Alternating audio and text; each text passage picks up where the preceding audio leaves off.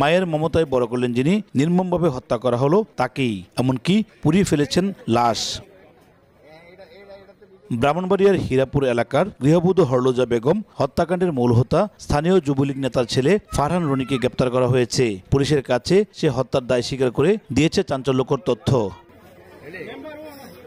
রনির দাবি, তার পৈতৃক জমিতে চাষাবাদ করতেন ওই নারীর স্বামী নুরুল ইসলাম। সে সুবাদে তাকে একটি ঘর তুলে দিয়েছিলেন রনির দাদা। স্ত্রী হরলুজা বেগম ও 3 মেয়েকে নিয়ে সেখানে থাকতেন তারা। রনিসহ তার ভাই বোনদের লালন পালন ছাড়াও বাড়িতে কাজ করতেন হরলুজা বেগম। কিন্তু নিজের মেয়েকে রনির সঙ্গে বিয়ে দিয়ে সম্পত্তি ভাগ বসাতে চেয়েছিলেন ওই গৃহবধূ। এজন্য প্রায়শই রনিকে তাবিজ করতেন। এতে ক্ষিপ্ত হয়ে মঙ্গলবার সকালে বাবার অসুস্থতার কথা বলে হরলুজা বেগমকে বাড়ি থেকে ডেকে নেয় রনি।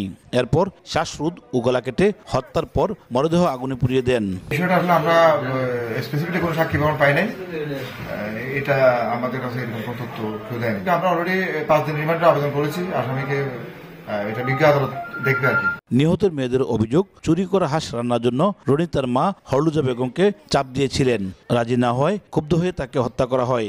ঘটনার দৃষ্টান্তমূলক শাস্তি চান তারা। মহিলাটা বাইরে আগায়া গেছে, হ্যাঁ সামনে যাইব, তখন মহিলাটারে বহাচা দিয়া সরি দেখাইয়া মহিলারে বই দেখাইয়া ঘরের মধ্যে আটকে ও চুরি করে আনার পরে আমার আম্মুরা রেখে নিয়ে বলছে যে হাঁস কাইটা দেওয়ার জন্য আমার আম্মু হাঁস কাইটা দেয় নাই, সেজন্য আমার আম্মুরে ও গলা কাইটা হাত পা বাইন্দা একেবারে পুড়ে ফেলছে। এদিকে গ্রেপ্তারের পর রনির 5 দিনের রিমান্ড চেয়ে আদালতে পাঠিয়েছে পুলিশ। উজ্জ্বল চক্রবর্তী, সময় সংবাদ, ব্রাহ্মণবাড়িয়া।